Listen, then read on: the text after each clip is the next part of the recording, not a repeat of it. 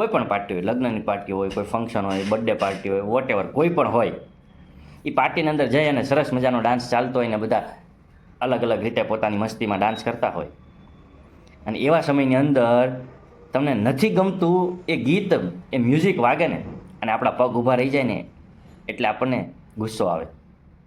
આપણને એમ થાય કે આ સોંગ ક્યાં વગાડ્યું. એ સોંગ જે વાગે છે, જે નથી ગમતું એને આપણે સ્વીકૃત કરતા નથી, એનો સ્વીકાર કરતા નથી. એને કારણે શું થયું કે હજી તો અમુક ક્ષણ પહેલાં આનંદ હતી એ આખી અફસોસમાં બદલાઈ અને દુઃખી થઈ ગયા. કેમ કે આપણી એવી ઈચ્છા હતી કે સારા ગીત જ વાગે અને મને જે ગમે એ જ વાગે. એવું જરૂરી થોડું છે. જે ગીત એ કોઈ સારું કે ખરાબ નથી.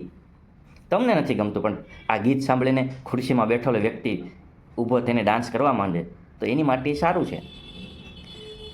તો એ કહેવાય મ્યુઝિકની અંદર કોઈ સારું કે ખરાબ નથી, સુખ કે દુઃખ નથી. આપણી જે ઈચ્છા છે ને એની અંદર સુખ અને દુઃખ સમાયેલું છે.